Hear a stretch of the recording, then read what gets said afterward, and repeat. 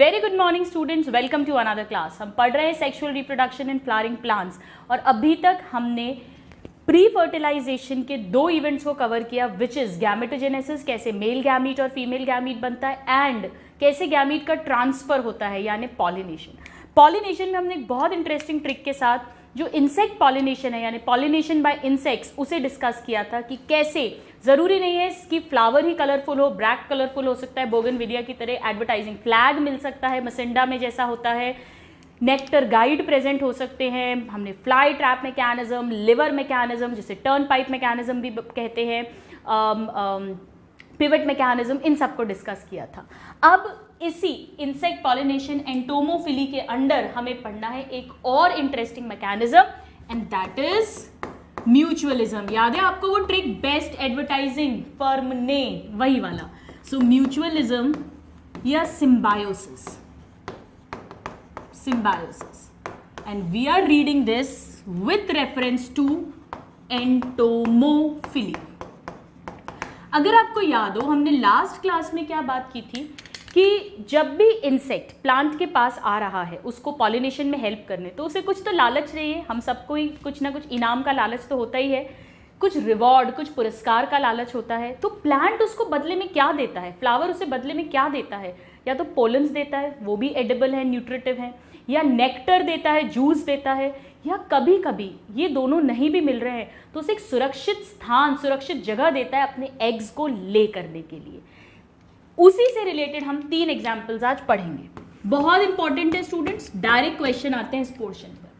First example, यक्का plant and इसका जो pollinator है वो एक मॉथ है जिसे हम यक्का मॉथ तो कॉमनली कहते हैं, वैसे प्रोन्यूबा मॉथ। मॉथ मतलब एक इंसेक्ट ही है, तो हम एंटोमोफिली की ही बात कर रहे हैं। इसका टेक्निकल ज़ूलॉजिकल नेम है प्रोन्यूबा यक्कासेला, क्योंकि यक्का के प्लांट को पॉलिनेट करता है, या सिंपल यक्का मॉथ कॉमन नेम है। ये इंपॉर्टेंट है, यक्का प्लांट एंड प्रोन्यूबा मॉथ क्या होता है समझना, बहुत इंटरेस्टिंग है। यक्का का जो प्लांट है ये सपोज फ्लावर है और फ्लावर की ये ओवरी है। प्रोन्यूबा मॉथ अंदर आएगा, अंदर आने के बाद इसकी ओवरी में छेद करता है, होल ड्रिल करता है, और इस होल के थ्रू वो अंदर आया, अंदर आकर इस ओवरी की जो कैविटी है वहां पर ये अपने एग्स ले कर देता है, अंडे दे देता है। सेफ जगह होगी, फीमेल प्रोन्यूबा मॉथ होगी नेचुरली। ले करने के बाद में जब ये वापस जाता है तो आप देखिए ये कितना इंटेलिजेंट है, ये इस होल को सील करके जाता है ताकि इसके अंडे सुरक्षित रहें। ये जो सील करता है ये इसी प्लांट के फ्लावर के जो पॉलन्स हैं, सॉरी नॉट इसी प्लांट की जरूरी नहीं है, मतलब इसी फ्लावर की जरूरी नहीं है, यक्का प्लांट के ही जो पॉलन्स है उनसे सील कर देता है। वह बाहर चली गई जो प्रोन्यूबा मॉथ है, जाते जाते इसके पॉलन्स ले गई इस फूल के, और अब उन्हें किसी दूसरे यक्का प्लांट के फ्लावर में जब वो घुसेगी फिर से अपने एग्स ले करने के लिए, तो वहां पर सीलिंग के यूज ले लेगी, और जब वो सील करेगी इनसे तो नेचुरली जब वो अंदर घुस रही होगी तो कुछ ऐसे होंगे जो स्टिग्मा पे डस्ट भी हो गए होंगे, और वो फिर यहां तक पहुंचेंगे और पॉलिनेशन होगा, राइट। तो इंपॉर्टेंट यहां पर क्या है, that the moth, that is the pronuba moth, lays its eggs in ovary, और एक्चुअली ओवरी में कहा, ओवरी की कैविटी में, सो लॉक्यूल कहते हैं, in ovary of yucca plant, और बदले में प्लांट का क्या हो रहा है, pollination. So its flowers gets pollinated in return, यानी दोनों को ही फायदा हो रहा है। इसे तो मिल रही है सेफ प्लेस फॉर एग्स, और इसका हो रहा है pollination, safe place and pollination.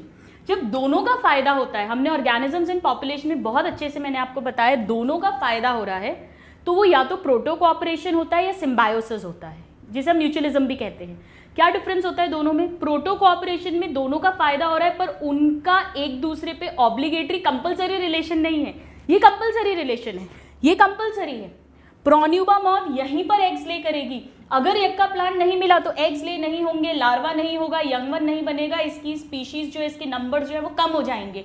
और अगर इस यक्का प्लांट को प्रोन्यूबा मॉथ नहीं मिला तो पॉलिनेशन नहीं होगा, सीड फॉर्मेशन नहीं होगा, नेक्स्ट जनरेशन नहीं बनेगी। यानी कि इनकी लाइफ साइकिल एक दूसरे पे डिपेंडेंट है total.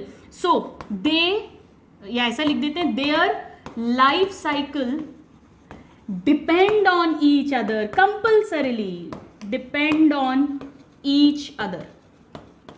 This is very important. इसीलिए ये सिम्बायोसिस है जहां पे कंपल्सरी ऑब्लिगेटरी रिलेशनशिप होती है, पॉजिटिव पॉजिटिव। नाउ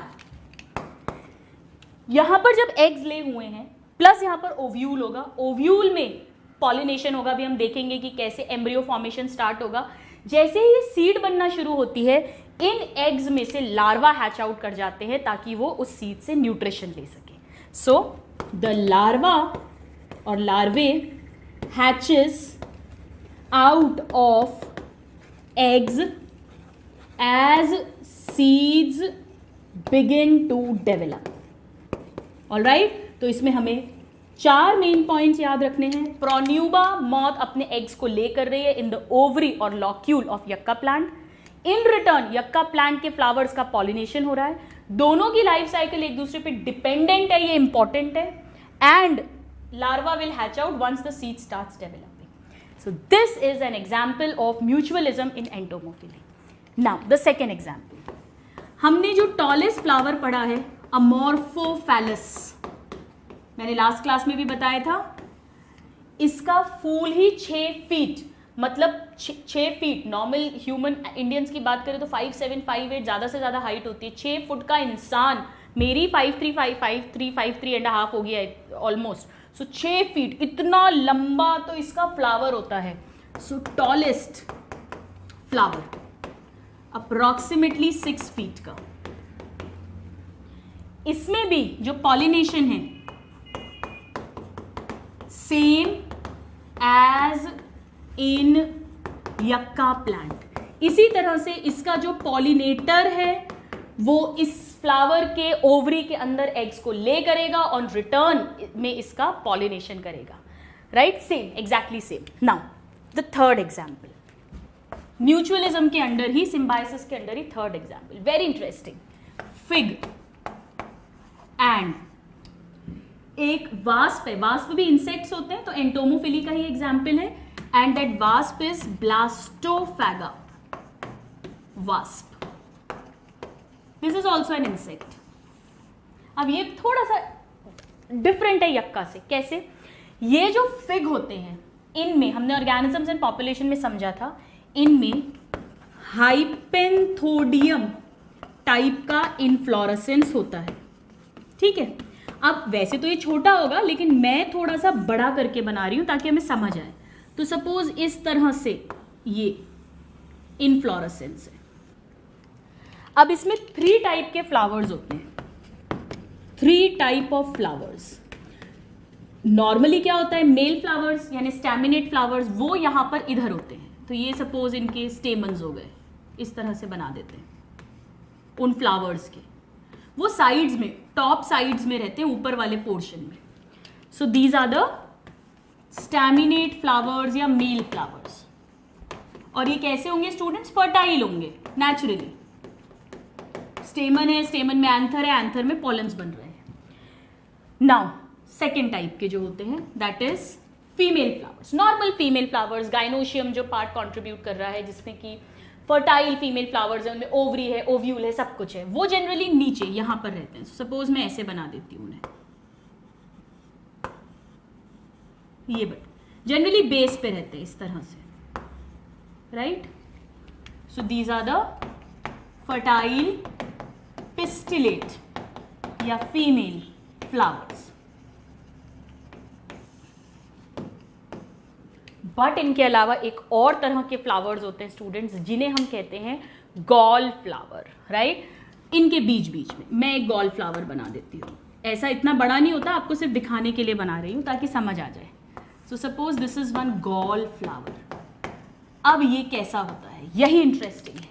ये गॉल फ्लावर जो है ये फीमेल फ्लावर ही है लेकिन स्टेराइल है, यानी यहाँ पर फर्टिलाइजेशन नहीं होगा पोलन और एग, मेल गैमेट और फीमेल गैमेट के बीच में। सो it is a sterile but female, सारे क्वेश्चंस हैं sterile female flower with lateral style. समझना लेटरल स्टाइल क्या मतलब है, कुछ ऐसा फ्लावर होता है जैसे ये ओवरी है, नॉर्मली तो स्टाइल ऐसे होता है और फिर स्टिग्मा इस तरह से रहता है, बट इनमें ऐसा स्टाइल है लेटरल स्टाइल, इस तरह से ऐसा। तो इस कारण से क्या होता है, यहां पर ये डिप्रेशन आ गया है, यहां पर वो जो भी फ्लाई, ये जो वैस्प है ये आएगा और यहां पर अपने एग्स ले कर देता है इस डिप्रेशन में। So the wasp lays eggs in gall flower।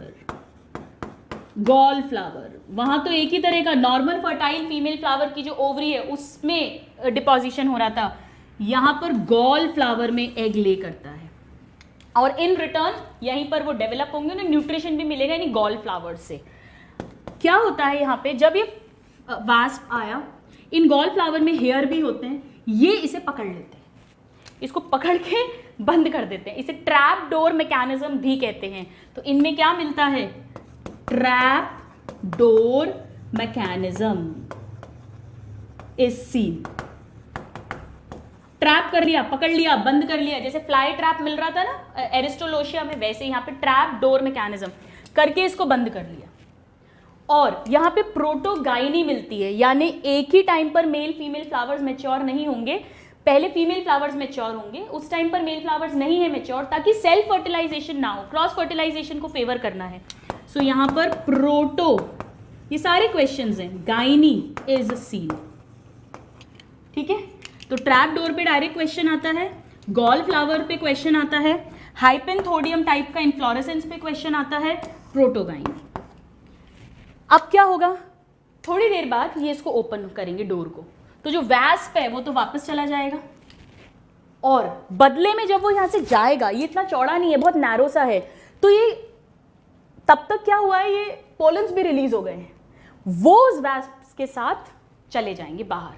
और फिर ऐसा वैस्प जब किसी दूसरे हाइपेंथोडियम इन्फ्लोरेसेंस में घुसेगा, दूसरे फ्लावर के, पतला सा पैसेज है, तो जब वो घुसेगा तो क्या होगा, सपोज ये दूसरा फ्लावर है, ये पोलन के साथ आ रहा है, जब ये घुसेगा तो वो पोलन झड़ेंगे और वो डस्ट होके ये जो फर्टाइल पिस्टिलेट फ्लावर्स हैं इनके स्टिग्मा पर चिपक जाएंगे और इस तरह से पॉलिनेशन हो जाएगा। So flowers get pollinated. तो दोनों का फायदा हो रहा है, सेम फायदा हो रहा है, थोड़ा सा तरीका अलग है।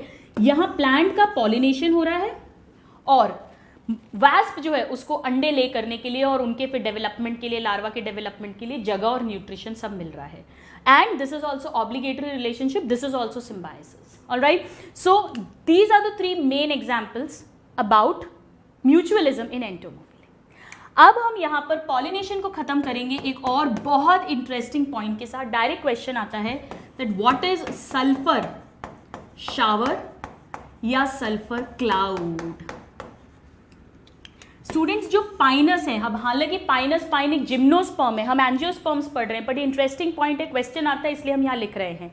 जिम्नोस्पर्म जो पाइन या पाइनस है उसके जो पॉलन्स निकलते हैं, पोलन ग्रेन्स, वो विंग्ड होते हैं और येलो कलर के होते हैं। तो जब एक साथ बहुत सारे पोलन्स और उसमें एनीमोफिली मिलती है, मतलब हवा के थ्रू वो पॉलिनेट होते हैं, तो जब वो हवा में जाते हैं एक साथ खूब सारे पॉलन्स पीले पीले कलर के और विंग्ड, तो ऐसा लगता है कि एक पूरा का पूरा बादल पीले रंग का दिखता है। जब इनमें विंड पॉलिनेशन होता है तो इन पेड़ों के ऊपर आसमान में पीले पीले बादल बनते हैं जो सल्फर के कलर की तरह होते हैं, इसीलिए इसे सल्फर शावर या सल्फर क्लाउड्स बोलते हैं। So what are these? These are yellow coloured, direct question है, yellow coloured clouds seen in sky during wind pollination in pine।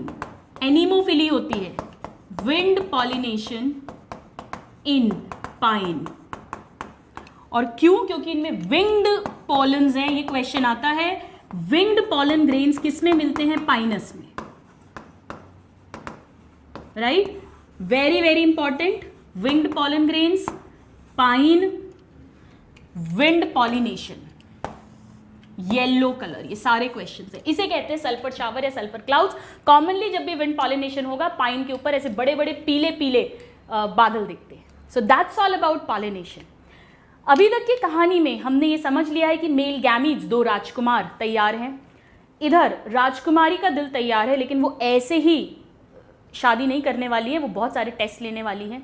राजमहल, उसमें उनका कमरा, उसमें तिजोरी, और तिजोरी में सिर्फ उनका ही दिल नहीं, उनकी 7 दासियों के भी दिल हैं, जिसमें से 1-2 जो हैं वो उनकी बेस्ट फ्रेंड्स हैं। बट टोटल 8 दिल है, 8 न्यूक्लियाई हैं, राइट? ये राजकुमार को हेल्प कर रहे हैं इंसेक्ट, विंड, वाटर, राजमहल तक पहुंचाने के लिए। स्टिग्मा पर, उसके राजमहल के दरवाजे पर छोड़ दिया है, स्टिग्मा तक पहुंचा दिया है। यहां से राजकुमारों का सफर खुद शुरू होता है, उनकी जर्नी, इंडिविजुअल जर्नी शुरू होती है। कैसे वो पहुंचेंगे? कौन राजकुमारी का दिल पहचानेगा? अगर कोई नहीं पहचान पाया और फेवरेट दासी, बेस्ट फ्रेंड के दिल से दिल मिल गया तो क्या होगा? वो सब कुछ and much more after this. Please note this. So now students, दोनों राजकुमार तैयार हैं। एक्चुअली तो अभी पोलन ग्रेन 60% एंजियोस्पर्म्स में 2 सेल स्टेज पर ही रिलीज हुआ है।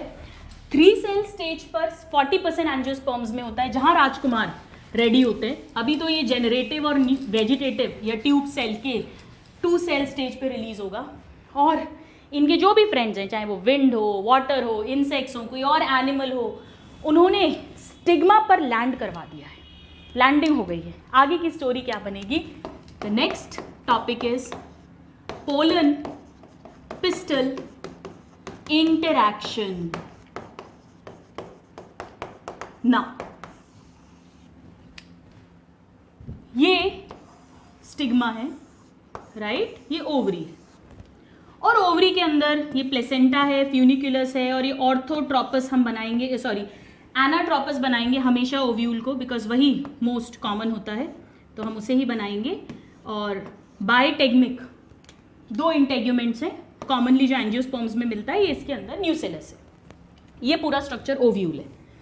तो जब पोलन यहां पर लैंड करा, तब से लेकर वो ओव्यूल के अंदर जो घुसेगा, ओवरी नहीं, ओव्यूल के अंदर जो घुसेगा, यहां से यहां तक के जो भी इवेंट्स हैं, उन्हें पोलन पिस्टल इंटरेक्शन बोलते हैं। क्योंकि एक बार वो ओव्यूल के अंदर घुस गया, फिर तो फर्टिलाइजेशन होगा, क्योंकि यहीं पर राजकुमारी का दिल है। न्यूसेलस वो तिजोरी है, तिजोरी तक पहुंच गया तो फिर तो शादी होनी है, वो फर्टिलाइजेशन हो जाएगा।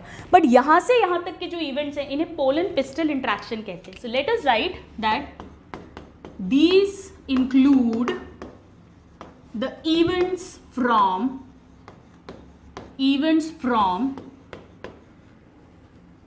landing of pollen on stigma, landing of, अब मैं बार बार पोलन ग्रेन नहीं लिख रही हूं, on stigma till it enters, यानी पोलन enters ovule।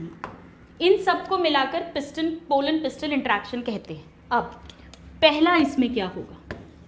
कोई जरूरी नहीं है कि ये दोनों आपस में कंपैटिबल हो। ऐसा नहीं है किसी भी स्टिग्मा पर कोई भी पोलन आएगा और वो उसको अंदर भेज देगी और उसकी गैमीट के साथ फर्टिलाइजेशन हो जाएगा। ऐसा थोड़ी ना होता है। कोई ऐसा थोड़ी ना है कि मैंगो का फीमेल गैमीट बनाना के मेल गैमीट के साथ मिल गया, ऐसा तो नहीं होता ना। हमारे में क्या होता है, ह्यूमन में, हमने ह्यूमन रिप्रोडक्शन में अच्छे से समझा है कि एग और स्पर्म पर फर्टिलाइजिन और एंटी फर्टिलाइजिन ऐसे केमिकल्स होते हैं जो अगर सेम स्पीशीज के हैं तो ही कीमो अट्रैक्शन होता है और फर्टिलाइजेशन होता है। अगर डिफरेंट स्पीशीज के केमिकल्स हैं तो वो एक दूसरे को पहचानने से इनकार कर देंगे और वो अलग हो जाएंगे। तो ये सेम चीज़ जो है ये प्लांट्स में भी होनी है, बट हमारे में एग और स्पर्म, मेल और फीमेल गैमीट के बीच में ये रिजेक्शन या एक्सेप्टेंस होता है। यहाँ पर ये रिजेक्शन या एक्सेप्टेंस पोलन और पिस्टल, पिस्टल में भी क्या, ये पूरा पिस्टल है, स्टिग्मा, उनके बीच में होता है। तो कोई ज़रूरी नहीं है कि राइट टाइप का पोलन राइट स्टिग्मा पर लैंड करे, बिल्कुल कोई ज़रूरी है। तो हवा से उड़कर आ रहे हैं या फ्लाई से कहीं भी डस्ट हो सकते हैं। पानी से, कहीं पे भी डस्ट हो सकते हैं। तो सबसे पहले जो करना है वो क्या करना है, सिलेक्शन करना है, कंपैटिबिलिटी को चेक करना है। So first is compatibility check of pollen by pistil या स्टिग्मा। अब ये कैसे होता है चेक, आपको अगर याद हो, आई थिंक इस चैप्टर की सेकंड क्लास जब भी हमने टेपटम की बात की थी तो हमने पढ़ा था कि जो सारी आंटीज थी उन्होंने कपड़े पहनाए थे, अगर आपको याद हो, उन्होंने वो जो न्यूबॉर्न बेबीज़ हैं जो पॉलन ग्रेन्स बनेंगे उनका मेकअप किया था, पोलन किट अगर आपको याद हो, ताकि अगर इंसेक्ट्स पॉलिनेशन करेंगे तो वो पोलन किट से अट्रैक्ट होते थे, स्टिकी येलो कलर की। वहीं मैंने आपको बताया था कि वो इन्हें कुछ ऐसे प्रोटीन्स भी देते हैं, टेपटम के सेल्स इन पॉलन्स को, जो स्पेसिफिक स्टिग्मा के लिए कंपैटिबल हैं, और उसी के कॉम्प्लीमेंट्री प्रोटीन्स स्टिग्मा पर भी प्रेजेंट होते हैं। तो अगर राइट पोलन मतलब सेम स्पीशीज का प्लांट का पोलन, या जो पोलन कंपैटिबल है जिससे कि फर्टिलाइजेशन हो सकता है, तो कुछ केमिकल्स पोलन पर हैं, कुछ केमिकल्स स्टिग्मा पर हैं, इन दोनों के बीच में बातें होंगी। अभी हमारी तरह बात तो करते नहीं, तुम मेरे लिए गलत हो, तुम मेरे लिए सही हो, तुमसे शादी कर लेती हो, तुमसे नहीं करती। ये केमिकल डायलॉग होगा इनके बीच में, इनके केमिकल्स बात करेंगे, केमिकल्स एक दूसरे को पहचानेंगे। अगर उन्होंने हाँ करी तो ये स्टिग्मा इस पोलन को एक्सेप्ट करेगा और फिर आगे जर्मिनेशन होगा, पोलन ट्यूब वगैरह बनेगी जो हम बात करेंगे। बट अगर नहीं हुआ तो ये उसको रिजेक्ट कर देगी। Stigma will reject the pollen and pollen tube वगैरह फॉर्म नहीं होगा, वो डिजेनरेट हो जाएगा। सो ये जो कंपैटिबिलिटी चेक है ये कैसे होता है, by chemical dialogue between pollen, क्योंकि पोलन के पास भी केमिकल्स हैं, and stigma, pistil, that means pistil. So it is a chemical dialogue. This is very, very important between pollen and stigma. Now, stigma checks the compatibility. Now, if compatible, अगर compatible pollen है तो stigma acceptance, stigma shows acceptance followed by germination of pollen grain. अब जो हम पढ़ेंगे germination of pollen grain. लेकिन अगर incompatible pollen है, if incompatible, अब incompatible का क्या मतलब है समझिएगा, या तो कोई दूसरी ही स्पीशीज का पोलन आ जाए, so pollen from different species, तब तो कोई सवाल ही नहीं उठता कि कंपैटिबिलिटी है, या सेम प्लांट का पोलन है लेकिन सेल्फ इनकम्पैटिबिलिटी शो करता है। आपको याद है हमने पढ़ा था self fertilisation, self pollination, cross pollination, तो मैंने आपको बताया था कि अगर सेल्फ इनकम्पैटिबिलिटी है, यानी ये स्टिग्मा खुद के पोलन्स के लिए टोटली इनफर्टाइल है, उन्हें एक्सेप्ट नहीं करता है, सेल्फ इनकम्पैटिबल टाइप का अगर एग्जाम्पल मिल रहा है तो भी अगर उसी पेड़ का, उसी प्लांट का पोलन उसी स्टिग्मा पर लैंड करेगा तो वो उसको जर्मिनेट नहीं होने देगी। सो और self incompatibility from same plant, भले ही स्पीशीज सेम है, प्लांट सेम है, लेकिन फिर भी इनकम्पैटिबिलिटी होगी। इस केस में यहां पर देखिएगा what will happen, stigma rejects या stigma shows rejection of pollen, और फिर कोई जर्मिनेशन भी नहीं होगा। तो स्टिग्मा या तो एक्सेप्टेंस करेगा या रिजेक्शन करेगा। अगर एक्सेप्टेंस हो गया तो फिर ये कहानी आगे बढ़ेगी, नहीं तो ये खत्म हो गई, बात ही खत्म हो गई। It will wait for another compatible pollen. So this is very important कि केमिकल्स स्टिग्मा पे और पोलन पे प्रेजेंट है, उनके बीच में डायलॉग होगा और उससे ये सारा डिसीजन होगा। नाउ इसके बाद क्या होगा, कंपैटिबिलिटी चेक हो गई। कंपैटिबिलिटी चेक के बाद में सपोज करिए कि ये चेकिंग हो गई कि हाँ ये कंपैटिबल है, अब अंदर वो कैसे जाएगा। सो now what will happen, step number 2, हम ये पहले ही पढ़ चुके हैं, यहाँ पर देखें कि ये जो पॉलन ग्रेन होता है ये जैसे ही स्टिग्मा पे लैंड करता है, स्टिग्मा के ऊपर शुगर है, वाटर है, ये उसे एब्जॉर्ब करता है। ये 2 सेल स्टेज में है, वेजिटेटिव एंड जेनरेटिव। ये सेल फूलेगा और फूलेगा तो इस पर प्रेशर पड़ेगा, प्रेशर पड़ेगा तो वैसे तो इसकी आउटर कवरिंग एक्साइन है, बहुत हार्ड स्पोरोपोलिनिन की बनी हुई, याद है, मोस्ट रेजिस्टेंट ऑर्गेनिक कंपाउंड, लेकिन कहीं कहीं पर स्पोरोपोलिनिन एब्सेंट है एक्साइन में, जिन्हें हमने जर्म पोर्स कहा था। जनरली 3 जर्म पोर्स होते हैं, तो वहां पर एक्साइन वीक है, वहां से इंटाइन निकल के पोलन ट्यूब बना लेगी। So the second point is that pollen absorbs sugar and water from stigma। और ये सारी कहानी कब है? अगर compatible pollination हुआ है। So if compatible pollination यानी राइट टाइप का pollen grain अगर पहुंचा है स्टिग्मा पर तो अब सब कुछ होगा, वरना तो रिजेक्शन ही हो गया है। So now pollen absorbs water and sugar from stigma, फूलेगा, प्रेशर पड़ेगा और जर्म पोर्स से अब इंटाइन बाहर आ जाएगी पोलन ट्यूब के फॉर्म में। So now the third thing is germination of pollen grain on stigma. Students, germination का मतलब होता है जैसे सीड जर्मिनेट करती है तो उसमें से प्लिम्यूल और रेडिकल अराइज होता है, ऐसे ही जब पोलन ग्रेन जर्मिनेट करता है इसका मतलब है उसमें से पोलन ट्यूब निकल गई है। So germination of pollen grain on stigma, इसका मतलब है arousal of pollen tube through germ pore. और जर्म पोर क्या है? Exine where sporopollenin is absent. तो इमर्जेंस या अराइजल हो जाएगा पोलन ट्यूब का थ्रू द जर्म पोर। और जनरली एक पोलन ट्यूब निकलती है, बट कुछ प्लांट्स में मोर देन 1 पोलन ट्यूब भी निकलती है। So let us write this point that normally 1 pollen tube arises, इसे कहते हैं मोनो। और पोलन ट्यूब के लिए साइफोनो वर्ड यूज होता है, ट्यूब का मतलब ही होता है साइफन। सो मोनोसाइफोनस कंडीशन ये नॉर्मली है, मेजॉरिटी में यही होगा। लेकिन when more than 1 pollen tube arise, तो more than 1 है तो क्या कह देंगे? Naturally polysiphonous condition. जैसे स्टूडेंट्स मालवेशी फैमिली में होता है ऐसा, कुकुरबिटेसी फैमिली में होता है, ये इंपॉर्टेंट है, मालवेशी पे पर्टिकुलरली क्वेश्चन आता है। Let us write Malvaceae, Cucurbitaceae etcetera.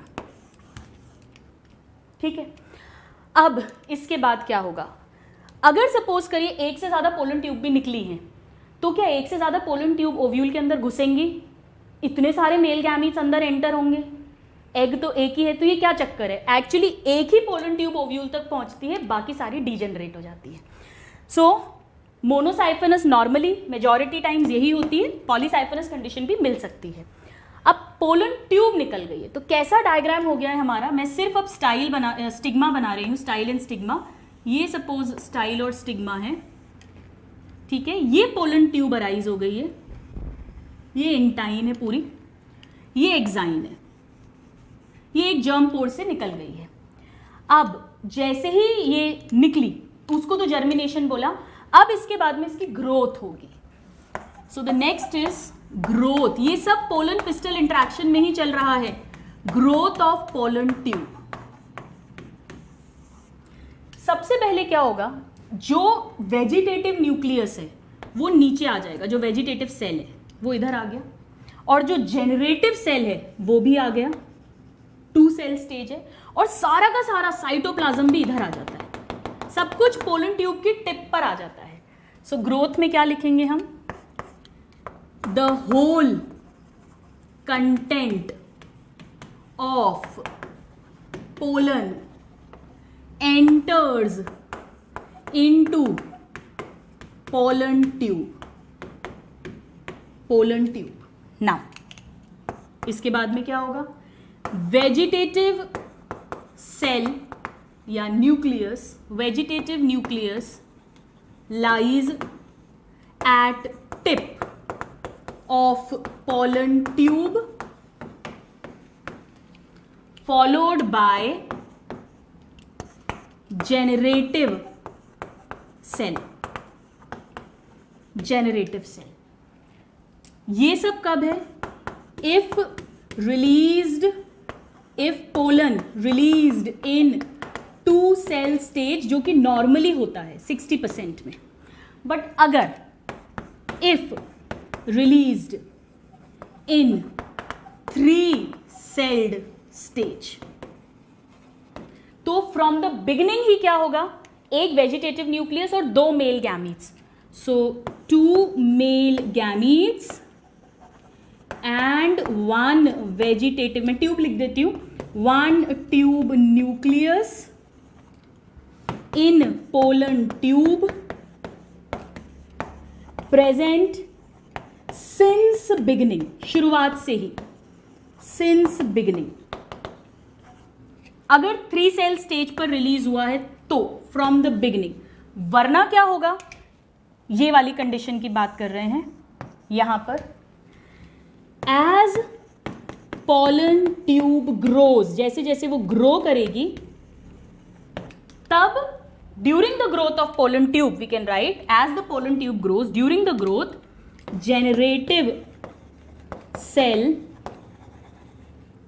cell divides mitotically, divides to form 2 male gametes। तो एक क्वेश्चन आता है, अगर 2 सेल स्टेज पे निकला है तो पोलन ट्यूब ग्रोथ जब हो रही है तब मेल गैमीट्स फॉर्म होंगे ड्यूरिंग पोलन ट्यूब ग्रोथ, और अगर 3 सेल स्टेज पे रिलीज हुआ है तो ये दोनों मेल गैमीट्स शुरुआत से ही पोलन ट्यूब के अंदर है। क्लियर? इतना समझ में आया? शुरुआत से, क्योंकि पहले ही यहां पर ही 3 सेल होंगे, वेजिटेटिव न्यूक्लियस और 2 मेल गैमीट्स, तो जो भी कंडीशन है। अब क्या हो गया है? यहां पर 2 मेल गैमीट्स आ गए हैं, राइट? सो टिप पर है वेजिटेटिव न्यूक्लियस और ये उसके पीछे आ रहे हैं 2 मेल गैमीट्स। ये जो पोलन ट्यूब है जब ये ग्रो कर रही है, तो ग्रो का मतलब इसे क्या करना है? इसे स्टाइल और स्टिग्मा के टिश्यू को भेदते हुए जाना है। ये स्टाइल हॉलो भी हो सकती है, सॉलिड भी हो सकती है। So the pollen tube grows through the tissue of, इसको भेदती हुई जाएगी through the tissue of style and stigma and style. और ये जो वेजिटेटिव न्यूक्लियस है, वेजिटेटिव सेल है, ये एक्चुअली हेल्प करता है इसकी ग्रोथ में। Alright, so let me right here, चलो आप इतना नोट करो फिर हम इस पॉइंट को लिखते हैं। तो students, growth of pollen tube में कौन हेल्प करता है? वेजिटेटिव सेल हेल्प करता है।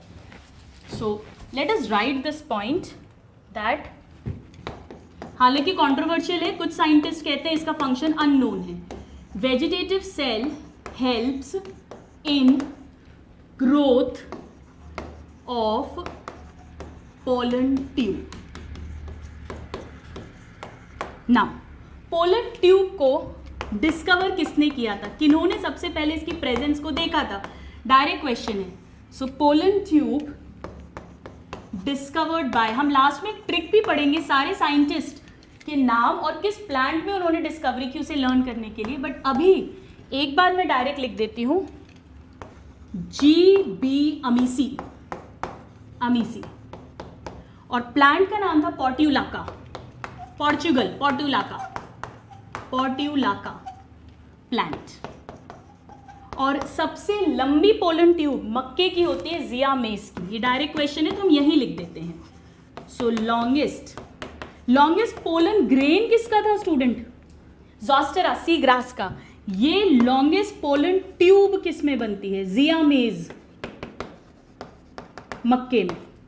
लॉन्गेस्ट पोलन ट्यूब पोर्ट्यूलाका प्लांट में डिस्कवर हुई थी, अमीसी ने डिस्कवर की थी।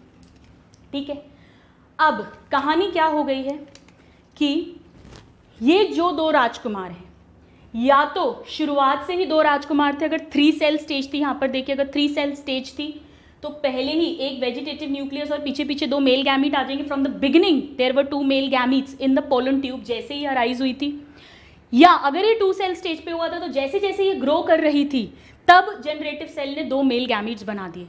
तो पोलन ट्यूब को क्या बोल सकते हो? पोलन ट्यूब एक तरह से वो घोड़ा है जिस पर ये राजकुमार सवार होकर आ रहे हैं। राइट नाउ ये पास थ्रू होंगे स्टाइल एंड स्टिग्मा पे। अब इसमें एक बड़ा इंटरेस्टिंग पॉइंट है जो शायद आपको डायरेक्टली ना पूछे लेकिन अच्छे लेवल में पूछ भी लेते हैं। कैसे समझना? सपोज करिए कि ये वापस से स्टाइल बनाया, ये सॉरी स्टिग्मा और ये स्टाइल। अब क्या होगा, ये जब पोलन ट्यूब ग्रो कर रही है, ये ग्रो कर रही है, ये वेजिटेटिव न्यूक्लियस है, ये 2 मेल गैमीट्स आ रहे हैं और ये इसके सारा साइटोप्लाज्मिक कंटेंट है। जब ये नीचे ग्रो कर रही है तो यहाँ भी तो टिश्यू है स्टाइल में, ये भी तो इस पे प्रेशर डालेगा। तो क्या ऐसा हो सकता है कि जब ये प्रेशर डाले तो इस पाइप में, इस पोलन ट्यूब में जो कंटेंट्स हैं वो ऊपर खिसक जाए? हम तो ऊपर नहीं चाहते, हमें तो उन्हें नीचे लेकर आना है, ओवरी और ओव्यूल तक। तो क्या होता है, जैसे जैसे ये पोलन ट्यूब नीचे आती है ये कैलोस प्लग्स बनाती है, ये कैलोस के प्लग्स बना दी। कैलोस प्लग्स बनने के कारण से ये नीचे ही आएगी।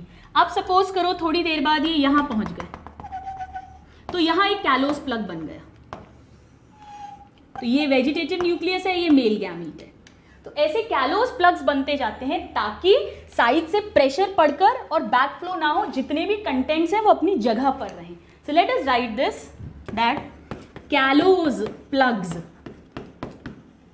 are formed to keep all the pollen tube contents, और क्या contents है? वेजिटेटिव न्यूक्लियस है, 2 मेल गैमीट्स हैं और सारा साइटोप्लाज्म है। All the pollen tube contents at tip of pollen tube. हम चाहते हैं अपनी जगह पर, टिप पर बने रहें, ऊपर वापस उल्टा ना खिसकें। सो कैलोस प्लग्स बनते हैं। क्वेश्चन आता है नाउ आफ्टर दिस ये नीचे आएगी और अब यहां पर है ओवरी, और ओवरी के अंदर है ओव्यूल। ये सपोज ये ओव्यूल बना दिया मैंने। अब इसे इस ओव्यूल में एंटर करना है, तो ये कैसे एंटर करेगी?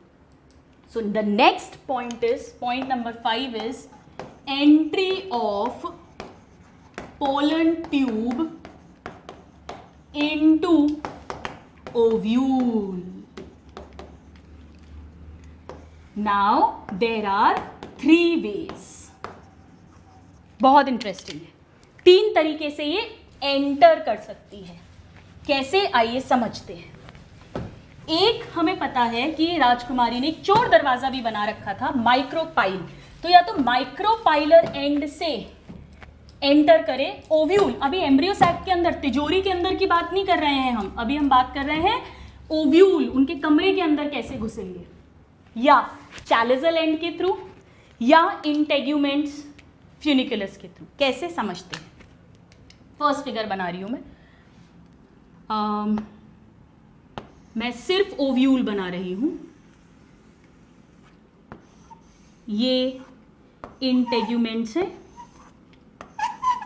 ये न्यूसिलस है, इसके अंदर एम्ब्रियो सैक बन चुका है ऑलरेडी।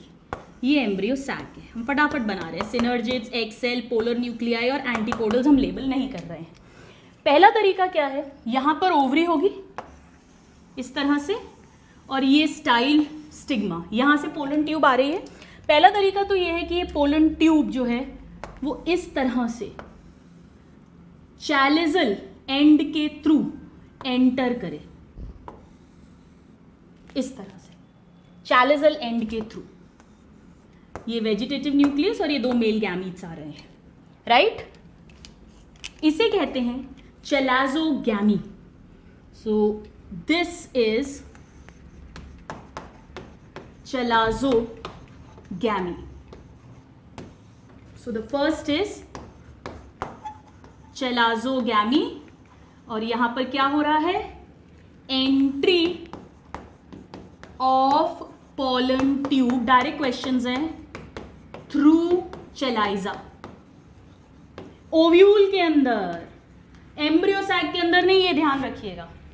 नाउ सेकेंड, अगर वो सपोज इस तरह से पॉलन ट्यूब आई, ओवरी के अंदर आई, और ओवरी में आने के बाद में वो ऐसे आए, यानी कि ये ओवरी है, ये यहां से आ रही है पॉलन ट्यूब, इस तरह से ये ऐसे एंटर करे, ये इस तरह से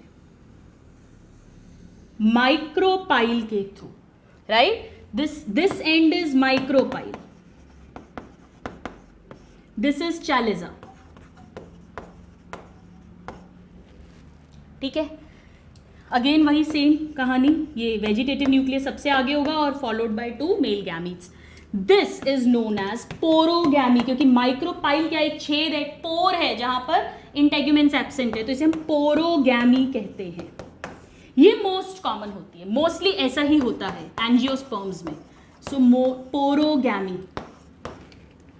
सो क्विकली लिख लेते हैं, entry of pollen tube into ovule through micropyle, and this is most common type of entry in angiosperms, most common in angiosperms या flowering plant जो हम पढ़ रहे हैं, very very important, जैसे कैप्सिला। चैलिजोगैमी किस में मिलती है स्टूडेंट्स, बेट्यूला या वॉलनट, अखरोट, बेट्यूला, देन वॉलनट,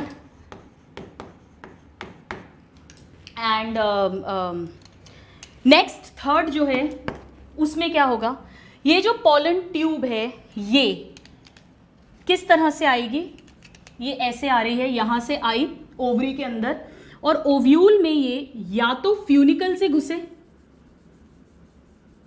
ऐसे, इस तरह से एंट्री ले,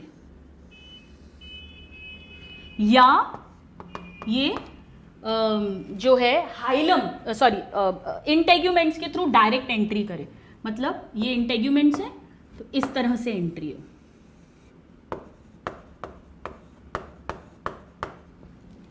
इन दोनों को ही मिलाकर कहते हैं मीसोगैमी। बीच का रास्ता है ये, ना चैलाइजा से ना माइक्रोपाइल से, बीच से, तो mesogamy, third type of entry, मीसोगैमी।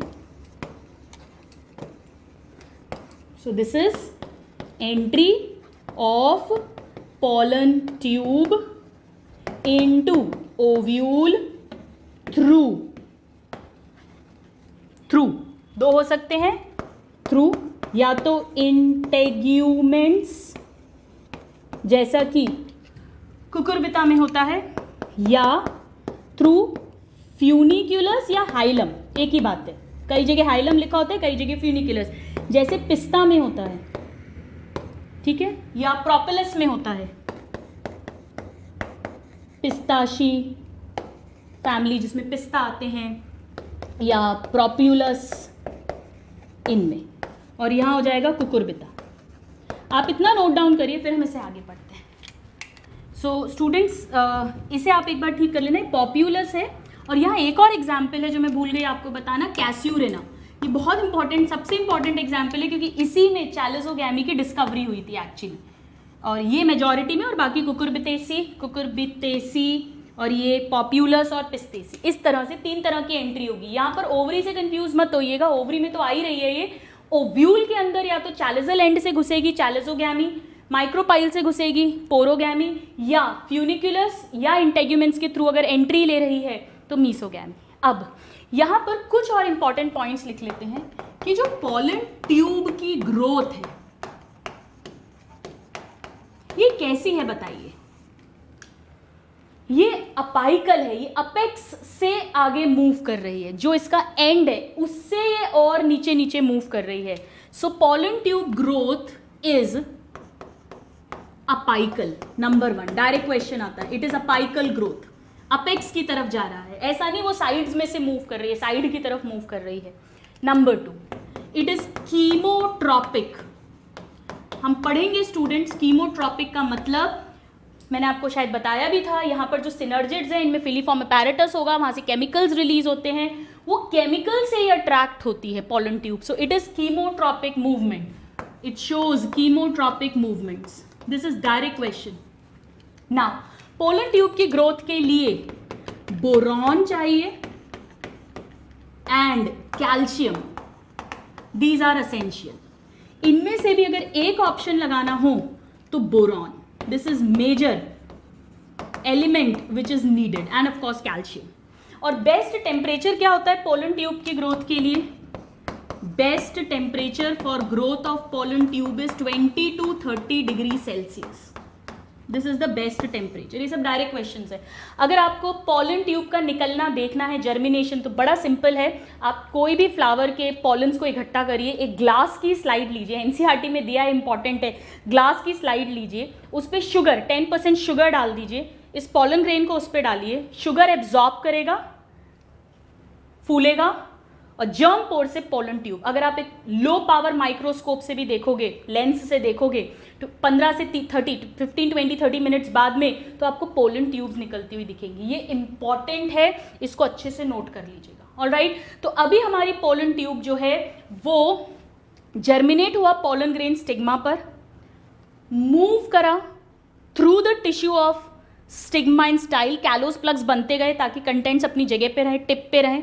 Apical growth show करता हुआ, कीमोट्रॉपिक मूवमेंट शो करता हुआ आगे बढ़ता गया. ओव्यूल में हम जो मानेंगे, हम पोरोगैमी मानेंगे क्योंकि मोस्ट कॉमन है, माइक्रोपाइल से एंटर करेगा. अब इसे एंटर करना है एम्ब्रियो सैक को, यानी कि उस तिजोरी के अंदर, क्योंकि यहीं पर दिल है. 8 दिल है जिनमें से एक राजकुमारी का दिल है. क्या होगा स्टूडेंट्स, चाहे ओव्यूल के अंदर एंट्री चेलाइजा से हो, इंटेग्यूमेंट से हो, फ्यूनिकुलस से हो, चाहे माइक्रोपाइल से हो, बट जब एम्ब्रियो सैक के अंदर एंट्री की बात आएगी तो वो प्लीज नोट हमेशा हमेशा हमेशा माइक्रोपाइल से ही होता है.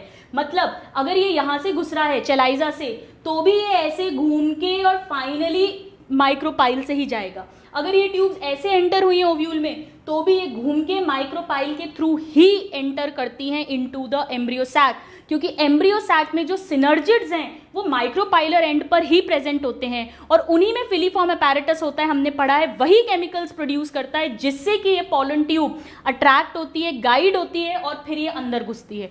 तो ध्यान रखिए, ओव्यूल के अंदर एंट्री अलग अलग जगह से हो सकती है, लेकिन इस तिजोरी का एक ही ताला है. कमरे में तो बहुत सारे गेट हैं, ओव्यूल के अंदर आने के बहुत सारे रास्ते हैं, लेकिन तिजोरी के अंदर तिजोरी को खोलने का एक ही ताला है, and that is micropyle. Alright, so आइए हम उसको लिख लेते हैं. So now we will talk about entry of pollen tube into the embryo sac. Clear? Let's write. So let me erase this for you. ये डायरेक्ट एग्जांपल्स हैं students. Polysiphonous, monosiphonous condition, chasmogamy, chalazogamy, porogamy, mesogamy. Examples बहुत important है.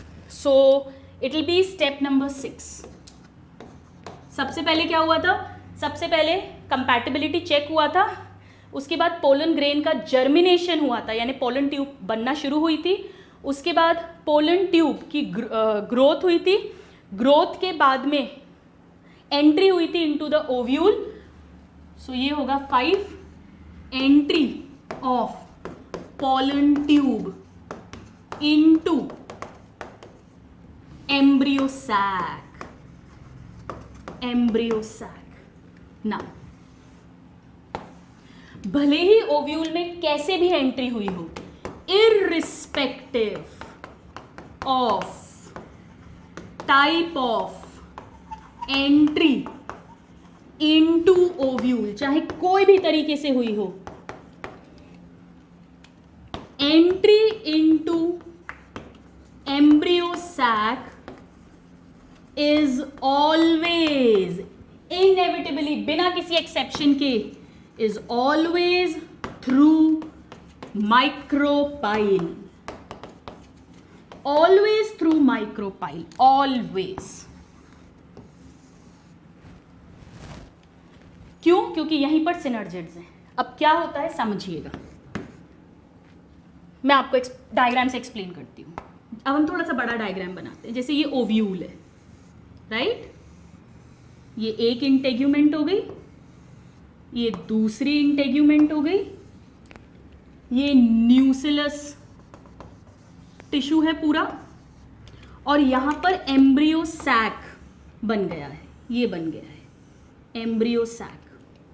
ये चैलिजल and है, ये micropyle and है. ये 3 antipodals हैं, ये 2 पोलर न्यूक्लियाई हैं, ये सिनर्जिड्स हैं, यहीं पर एग सेल है, और ये सेंट्रल सेल है. ये पूरा जिसमें दोनों पोलर न्यूक्लियाई हैं, ये सेंट्रल सेल है. ये एम्ब्रियो सैक है, हम जानते हैं.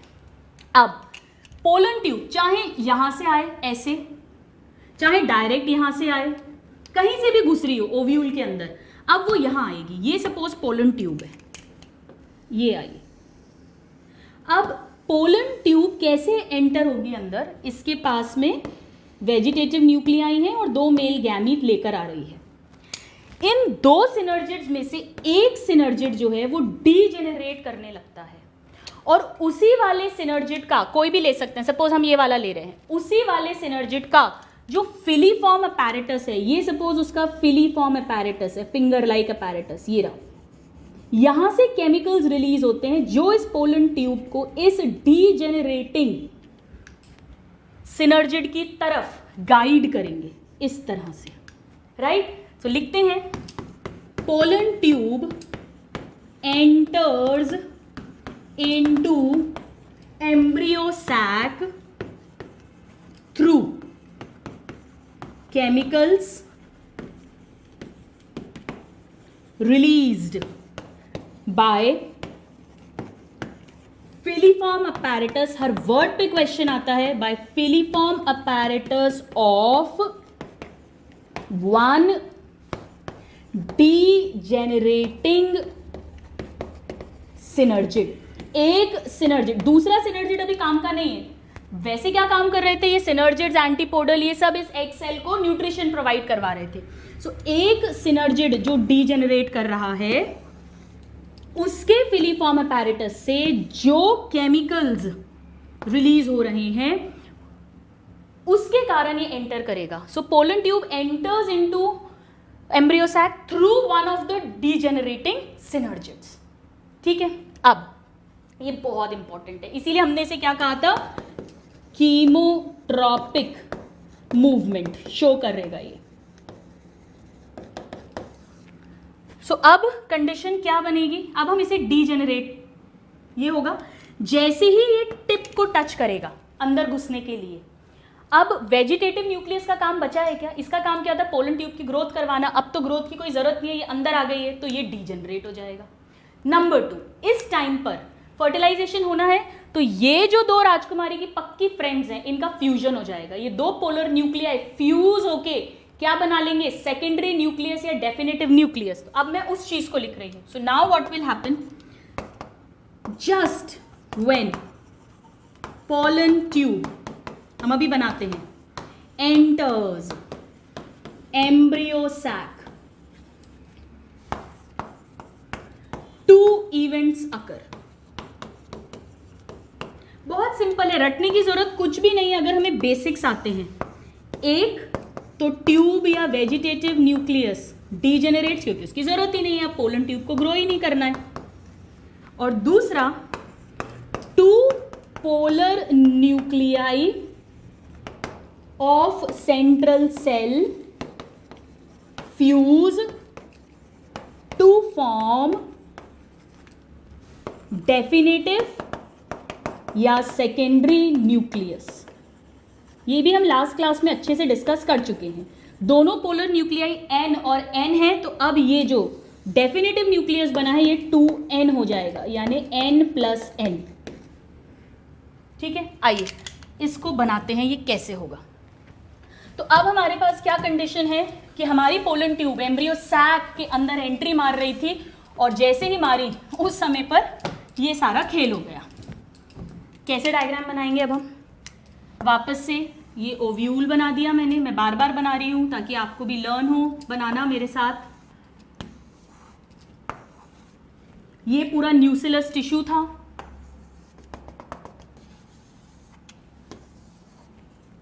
इसी से एम्ब्रियो सैक बन गया है। अब याद है ना, एक सेल इसका मेगा स्पोर मदर सेल बना था और फिर सारी कहानी चली थी। सो एनीवेज ये 3 एंटीपोडल सेल्स हैं, ये एक डीजेनरेटिंग सिनर्जिड है, तो मैं इसको ऐसे बना देती हूँ, मर रहा है बेचारा, एक तो है अभी, और ये एग सेल भी है, ये एग सेल का न्यूक्लियस है, और ये दोनों पोलर न्यूक्लिया ये फ्यूज कर गए हैं, ये देखिए ये फ्यूज बना दिए, ये पूरा सेंट्रल सेल है। अब हम इसको लेबल करते हैं, ये क्या है? This is degenerating synergid, one of the synergid is degenerating. वो सेकेंड सिनर्जिड है, मैं उसको लेबल नहीं कर रही हूं। ये है एग सेल, ये है फ्यूज्ड, 2 फ्यूज्ड पोलर न्यूक्लियाई, या हम कहें, मैं लिख नहीं रही हूं, इसे आप सेकेंडरी या डेफिनेटिव न्यूक्लियस भी बोल सकते हो, और ये तीनों एंटीपोडल सेल्स हैं। Let us label, these are 3 haploid antipodal cells जो अभी तक एग को सब न्यूट्रिशन दे रहे थे।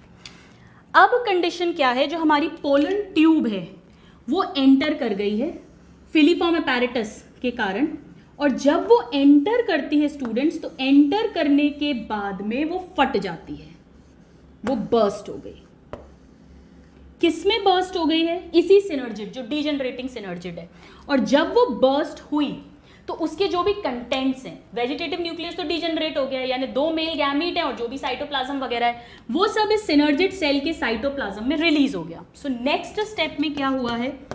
Pollen tube burst and release its contents into cytoplasm of degenerating synergid। Clear? तो रटने की जरूरत नहीं है, अगर हमें स्टोरी आती है।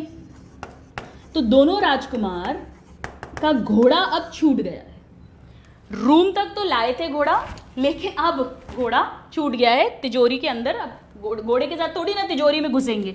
सो now it releases its contents, जिसमें हमारे 2 मेल गैमीट्स हैं। अब यहां पर ये रहे हमारे 2 मेल गैमीट्स, 1 और 2। मैं इसको लेबल कर देती हूँ, राइट? मैं सारे डायग्राम्स लेबल नहीं कर रही हूँ आपका टाइम सेव करने के लिए, बट एग्जाम में आए तो आप लेबल करना अगर बोर्ड्स में आता है। So these are 2 male gametes released.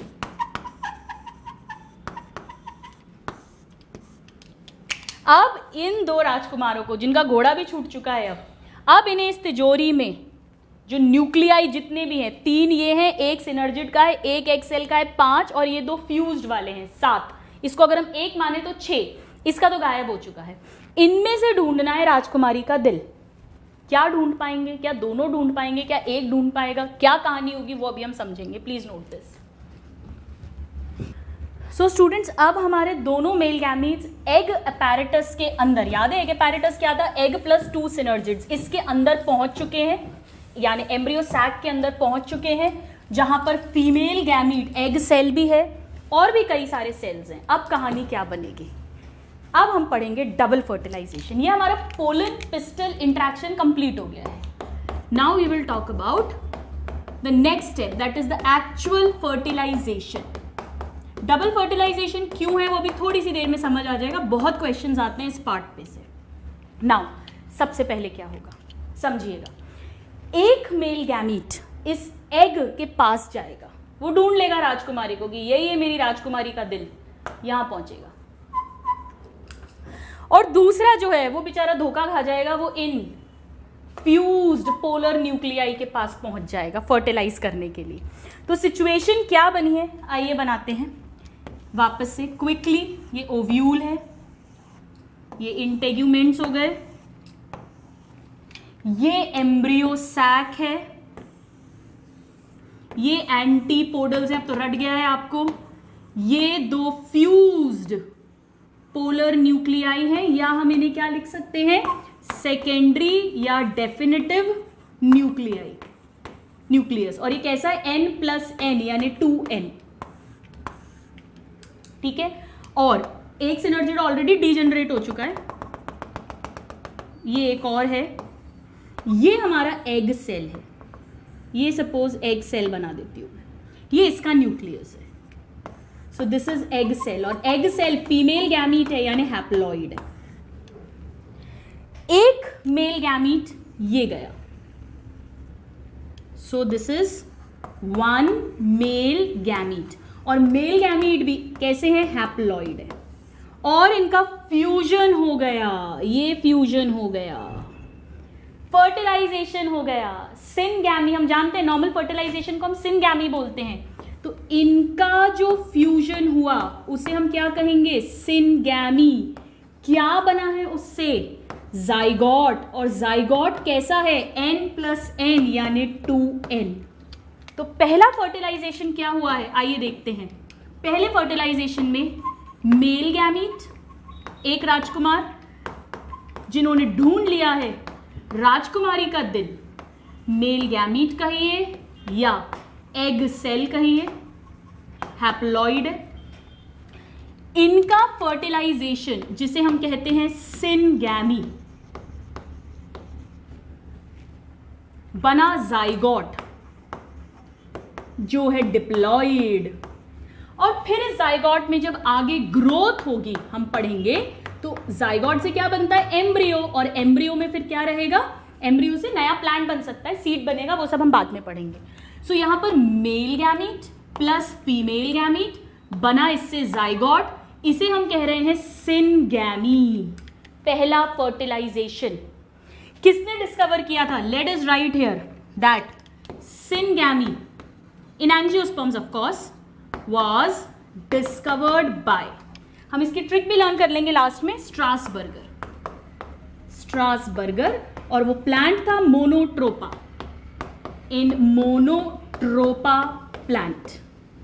इन्होंने सबसे पहले ये बताया था कि इस तरह से एग सेल और एक मेल गैमीट फ्यूज करते हैं और जाइगोट बनता है।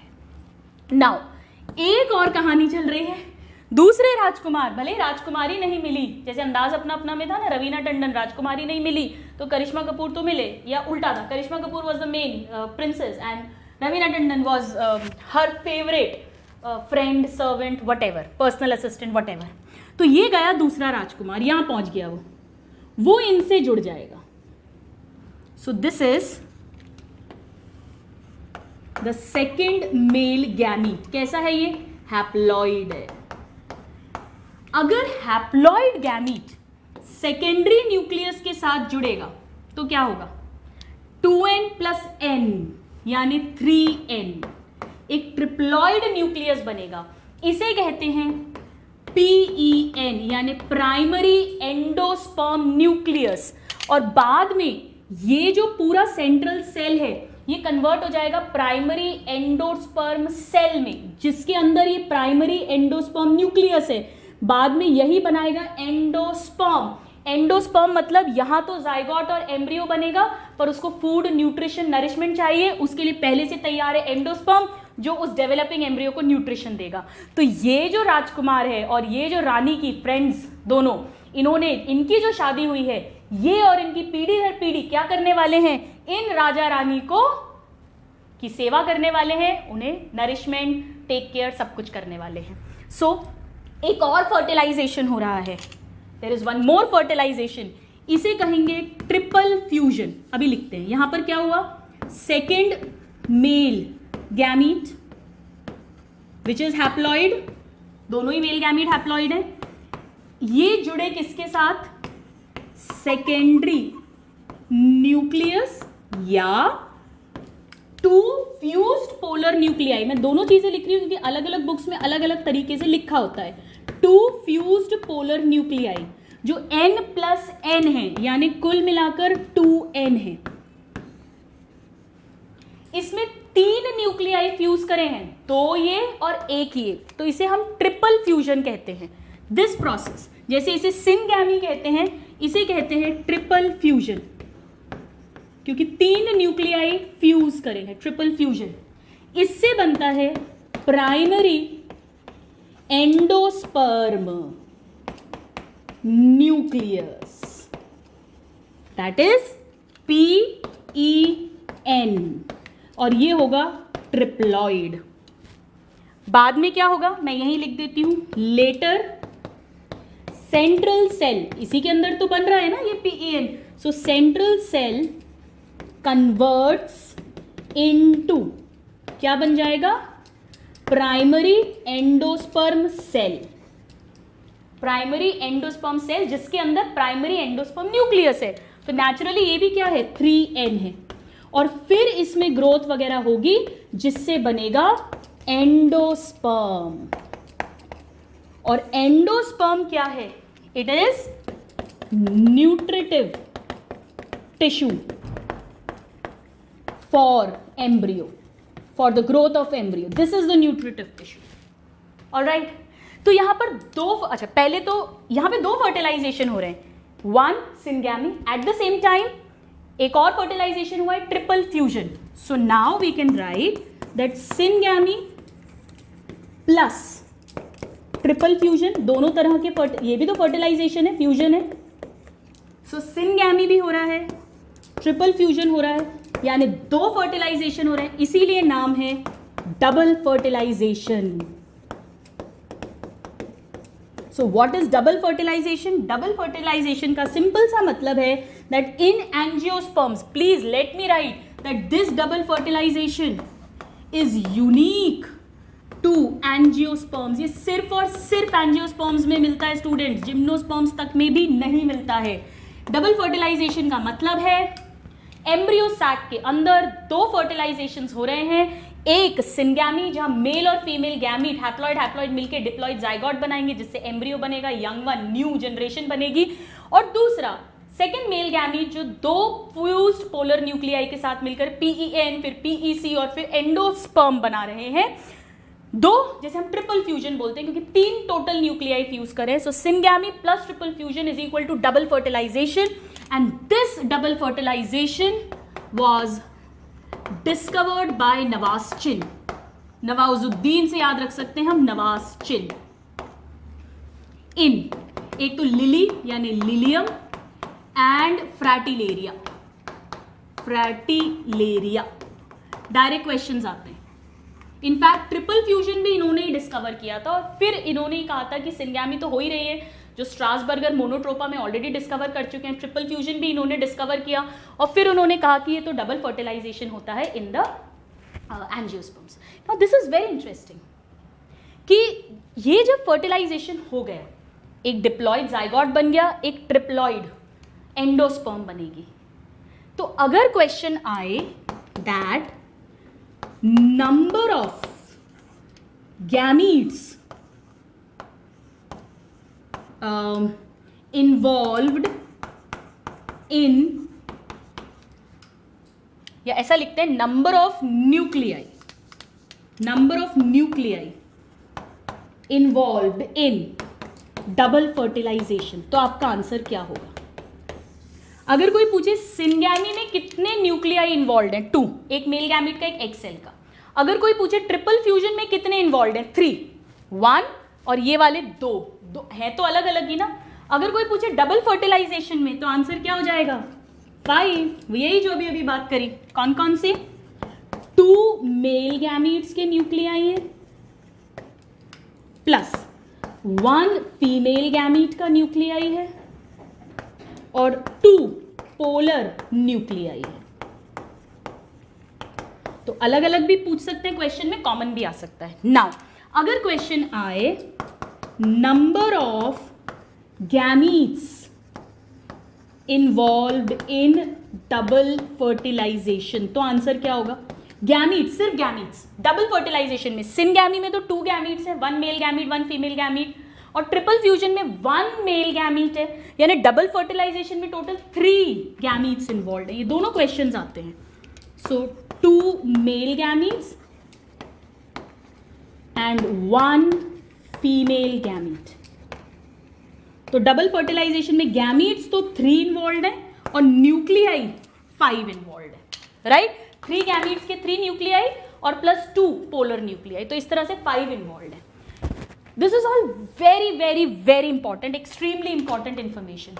नाउ क्या इंपॉर्टेंस है इस डबल फर्टिलाइजेशन का? एक्चुअली क्या होगा, अच्छा इनका क्या होगा, ये बाकी 3 जो हैं और ये जो है सिनर्जिड और 3 एंटीपोडल्स, जैसे ही ये फर्टिलाइजेशन होता है स्टूडेंट्स, ये सब डीजेनरेट कर जाते हैं। So next is that after fertilisation, अब इनकी जरूरत नहीं है, अब शादी वादी सब हो गई है, मोहब्बत हो गई, शादी हो गई, अब इन बाकी फ्रेंड्स के दिल का कोई मतलब नहीं है, तो इनको भेज दिया जाता है। So after fertilisation 3 antipodals and second synergid degenerates. तो अब क्या बचा, सिर्फ एक जाइगोट और प्राइमरी एंडोस्पर्म न्यूक्लियस या प्राइमरी एंडोस्पर्म सेल, सिर्फ वही बचेगा एम्ब्रियो सैक के अंदर। They will degenerate. और वेजिटेटिव न्यूक्लियस तो पहले ही डीजेनरेट खैर हो ही चुका है। अब यहां पर क्या हुआ है, मेल गैमीट मोटाइल है कि इमोटाइल? इमोटाइल। फीमेल गैमीट भी इमोटाइल। तो इमोटाइल मेल गैमीट को कौन लेकर आया है फीमेल गैमीट तक? ट्यूब। ट्यूब को हम क्या बोलते हैं? साइफोन। साइफन वर्ड यूज करते हैं। तो इस तरह की जो कंडीशन है, so the process where immotile male gamete, ये डायरेक्ट क्वेश्चन है, immotile male gamete is brought close to female gamete by a tube, which is a pollen tube. By a pollen tube. This is known as immotile male gamete. pollen tube के through लाए हैं। Tube के लिए साइफोनो word use करते हैं, तो इसे कहते हैं साइफोनोगैमी। डायरेक्ट क्वेश्चन आता है, कुछ भी रटने की जरूरत नहीं है। पोलन ट्यूब, ट्यूब के लिए साइफोनो वर्ड यूज करते हैं। So this is siphonogamy, monosiphonous, polysiphonous. Students, जब एक से ज्यादा पोलन ट्यूब अगर ओव्यूल के अंदर एंटर करती है, पॉलीसाइफनस कंडीशन अगर होती है, तो बहुत सारे मेल गैमीट्स बनते हैं, उसे पॉलीसाइफनी कंडीशन भी कहते हैं। सो एनीवेज, या पॉलीस्पर्मी, बहुत सारे स्पर्म्स बन रहे हैं। चलो लिख देती हूँ मैं, मोर देन 1 पोलन ट्यूब, ये डायरेक्ट छोटे छोटे नोट्स हैं, एंटर्स इनटू ओव्यूल, हालांकि डीजेनरेट कर जाएंगे। फाइनल सिनगैमी एक ही मेल न्यूक्लियस करेगा और एक मेल न्यूक्लियस ट्रिपल फ्यूजन करेगा into ovule. Then there is formation of many male nuclei, यानी बहुत सारे मेल गैमीट्स भी बोल सकते हो आप, बनेंगे। इसे कहते हैं पॉलीस्पर्मी। मेल गैमीट के लिए स्पर्म वर्ड यूज कर रहे हैं, तो बहुत सारे स्पर्म्स बन रहे हैं, सो पॉलीस्पर्मी। प्लीज नोट दिस, फिर हम कुछ बहुत इंटरेस्टिंग क्वेश्चन के साथ आज की क्लास को खत्म करेंगे। सो स्टूडेंट्स, यहां पर जो मल्टीपल मेल गैमीट्स बन रहे हैं, इसे कई बार सुपर न्यूमेररी, क्योंकि बहुत सारे नंबर में है तो सुपर न्यूमेररी मेल गैमीट्स भी बोलते हैं। This is basically polyspermy. Anyways, आइए अब हम एक ट्रिक याद कर लेते हैं। हमने आज 3 डिस्कवरर्स पढ़े। पहला, पोलन ट्यूब किन्होंने डिस्कवर करी। दूसरा, सी मतलब सिनगैमी किन्होंने डिस्कवर करी। और तीसरा, डबल फर्टिलाइजेशन किन्होंने डिस्कवर किया, और उन्होंने ही ट्रिपल फ्यूजन भी डिस्कवर किया है। ट्रिक बहुत सिंपल है। मेरे पापा, जिन्हें पा बोलती हूं मैं, सो वो पोर्चुगल और सिडनी गए। क्यों गए? 2 स्टार्स हैं, मोना एंड नवाज, और वो उनके इतना, नवाजुद्दीन और मोना सिंह, इतने बड़े फैन हैं कि वो डबल फेयर में टिकट लेकर गए, दुगना किराया देकर वो टिकट लेकर गए। सो पोलन ट्यूब डिस्कवर की अमीसी, GB अमीसी ने। किसमें की? पोर्चुगल में नहीं, पोर्ट्यूलाका प्लांट में। सो पोर्चुगल से पोर्ट्यूलाका प्लांट। सिडनी मतलब सिनगैमी, किन्होंने की? स्टार मतलब स्ट्रासबर्गर ने। स्टार का स्ट्रा उल्टा हो गया, सो स्ट्रासबर्गर। और किसमें करी? मोना में नहीं, मोनोट्रोपा प्लांट में। डबल फर्टिलाइजेशन किन्होंने किया? नवाज यानी नवाज़चिन। नवाज़चिन। किसमें किया? लिए मतलब लिलियम और फेयर मतलब फ्रैटिलेरिया, fair. So Portland tube was discovered by G.B. Amici in Portulaca, Syngamy by Strasburger in Monotropa, and double fertilization by Navastian in Lilium and Fratillaria. Students, आज हमने ये पढ़ा कि कैसे पोलन पिस्टल इंट्रैक्शन होता है. कोई ज़रूरी नहीं है सेम स्पीशीज का या सेल्फ कंपैटिबल पोलन ग्रेन ही स्टिग्मा पर आए. वो सारी चेकिंग एक केमिकल डायलॉग होता है स्टिग्मा और पोलन के बीच में. दोनों पे केमिकल्स हैं, वो डिसाइड करते हैं. फाइनली पिस्टल डिसाइड करता है कि ये कंपैटिबल है या इनकम्पैटिबल है. अगर कंपैटिबल है तो एक्सेप्ट करेगा, उसके बाद सारी कहानी चलेगी. इनकम्पैटिबल है तो रिजेक्ट कर देगा, कहानी खत्म. पोलन पिस्टल इंट्रैक्शन स्टार्ट हो गया है. केमिकल डायलॉग के बाद में अगर कंपैटिबल है तो पोलन ग्रेन स्टिग्मा से शुगर वाटर को एब्जॉर्ब करेगा, स्वेल होगा, इन टाइम जर्म पोर से बाहर निकलेगी, जिसे हम कहते हैं पोलन ट्यूब का निकलना. इसे ही कहते हैं germination of pollen tube. 2 cell stage 3 cell stage दोनों पे हो सकता है. नाउ ये ग्रो करेगा. एक ट्यूब निकली तो मोनोसाइफनस, बहुत सारी पॉलीसाइफनस जो कुकुरबिटेसी और मालवेशी फैमिली में होता है. इंपॉर्टेंट है, याद रखना है. ये पोलन ट्यूब का ग्रोथ होगा. ग्रोथ कौन करवाएगा? पहले सारे कंटेंट्स आ जाएंगे इसमें. टिप पर होगा वेजिटेटिव न्यूक्लियस, उसके पीछे जेनरेटिव सेल अगर 2 सेल स्टेज है, वरना 2 मेल गैमीट्स अगर 3 सेल स्टेज में रिलीज हुआ है पोलन. ये ग्रो करेगी. ग्रोथ एपाइकल होगी, केमिकल से रेगुलेटेड होगी. वेजिटेटिव न्यूक्लियस हेल्प करेगा. बोरॉन कैल्शियम इंपॉर्टेंट है, 20 to 30 डिग्री सेल्सियस पर होती है. ये पास थ्रू करेगी स्टाइल एंड स्टिग्मा के टिश्यूज को, और कहीं कंटेंट वापस ऊपर की तरफ ना आए तो कैलोस प्लग्स फॉर्म होते जाएंगे.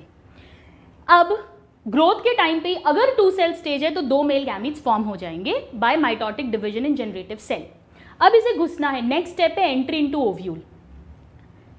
चेलाइजा के थ्रू चैलेजोगैमी, माइक्रोपाइल के थ्रू जो मोस्ट कॉमन है पोरोगैमी, इंटेग्यूमेंट या हाइलम के थ्रू मीसोगैमी. अब इसे घुसना है एम्ब्रियो सैक में. वन ऑफ द डीजेनरेटिंग, ये हमेशा एंट्री एम्ब्रियो सैक में माइक्रोपाइल एंड से ही होगी. एक सिनर्जिड डीजेनरेट करना शुरू करेगा, उसका फिलीफॉर्म अपैरेटस क्योंकि डीजेनरेट हो रहा है केमिकल रिलीज करेगा, वो पोलन ट्यूब को गाइड करेगा. जैसे ही पोलन ट्यूब एम्ब्रियो सैक को टच करेगी, वेजिटेटिव न्यूक्लियस का रोल नहीं है, वो डीजेनरेट हो जाएगा और साथ में दोनों पोलर न्यूक्लियाई फ्यूज कर जाएंगे टू फॉर्म सेकेंडरी और डेफिनेटिव डिप्लॉयड न्यूक्लियस. ये जो पोलन ट्यूब डीजेनरेटिंग सिनर्जिड सेल के अंदर पहुंचेगी, अब ये बर्स्ट हो जाएगी और अपने कंटेंट्स दोनों मेल गैमीट्स को सिनर्जिड डीजेनरेटिंग सिनर्जिड सेल में रिलीज कर देगी. एक मेल गैमीट, अब यहां पे डबल फर्टिलाइजेशन होगा. एक मेल गैमीट फीमेल एग के साथ मिलकर डिप्लॉयड जाइगोट बनाएगा जो आगे जाके एम्ब्रियो बनाएगा, और एक मेल गैमीट 2 जो फ्यूज्ड पोलर न्यूक्लियाई हैं 2n+n, इनके साथ मिलकर PEN प्राइमरी एंडोस्पर्म न्यूक्लियस बनाएगा जो 3n है. बाद में पूरा सेंट्रल सेल ही प्राइमरी एंडोस्पर्म सेल में कन्वर्ट हो जाएगा और वही एंडोस्पर्म बनाएगा जो न्यूट्रिशन देगा इस एम्ब्रियो को, ग्रोइंग एम्ब्रियो को. और तीनों एंटीपोडल सेकंड सिनर्जिड सब कुछ जो है बाद में लॉस हो जाएगा. क्योंकि इमोटाइल मेल गैमीट ट्यूब के थ्रू फीमेल गैमीट तक लाया गया, इसे साइफोनोगैमी कहते हैं. डिस्कवरर्स हमने पढ़ लिए. अब डबल फर्टिलाइजेशन यूनिक है टू एंजियोस्पर्म्स. क्या ऐसे ही नेचर ने डबल फर्टिलाइजेशन शुरू कर दिया? और जब ये फर्टिलाइजेशन हो गया तो पहले क्या बनेगा, एम्ब्रियो या पहले उसका खाना एंडोस्पर्म? ये बहुत इंटरेस्टिंग क्वेश्चंस हैं स्टूडेंट्स. पहले बनेगा खाना ताकि वो फूड तैयार रहे, तब वो एम्ब्रियो जो है वो ग्रो करेगा तो उसको खाना मिलेगा.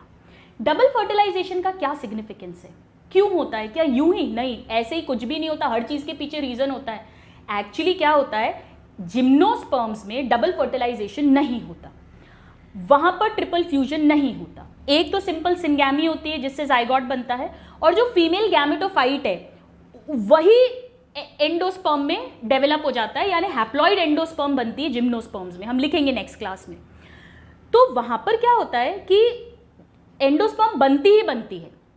सपोज करो एंडोस्पर्म बन गई और फर्टिलाइजेशन फेल हो गया, सिंगैमी हुई नहीं, एम्ब्रियो बना ही नहीं, तो वो तो वेस्ट हो गया ना. जो एंडोस्पर्म का बनना है, जो डिविजन्स लगे होंगे उनके लिए एटीपी लगी होगी, वो सब तो वेस्ट हो गई, वो तो कोई काम का ही नहीं रहा. यहाँ क्या होता है, यहाँ ये साथ में हो रहे हैं, यानी दोनों साथ में हुए.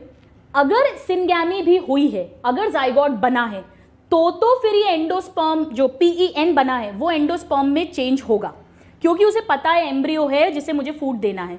बट मान लो ये दोनों हुए, लेकिन किसी भी कारण से ये सिंगैमी फेल हो गई, तो अब ये जो ट्रिपल फ्यूजन हुआ है ये डीजनरेट कर जाता है. ये एंडोस्पर्म नहीं बनाएगा. ये क्यों इतनी सारी एनर्जी वेस्ट करेगा भाई, जब जिसको खिलाना है वही मौजूद नहीं है, तो इतना सारा खाना बनाकर वेस्ट करने का क्या मतलब है। तो ये एक इवॉल्व्ड कैरेक्टर है। तो हर चीज़ का, हर इवेंट का एक कारण है, एक बेसिक है। सो डबल फर्टिलाइजेशन का इंपॉर्टेंस क्या है, ये एनर्जी कंजर्वेशन के लिए इंपॉर्टेंट है एंजियोस्पर्म्स में। If the fertilization will fail, then endosperm development will not happen. This is not the case with gymnosperms. So next class में हम पढ़ेंगे कि कैसे पहले एंडोस्पर्म बनेगी, फूड तैयार होगा, न्यूट्रिटिव टिश्यू तैयार होगा, और फिर कैसे ये जाइगोट एम्ब्रियो में डेवलप होगा. All this and much more, all that in the next class. Till then, a very happy learning and have a good day. Thank you.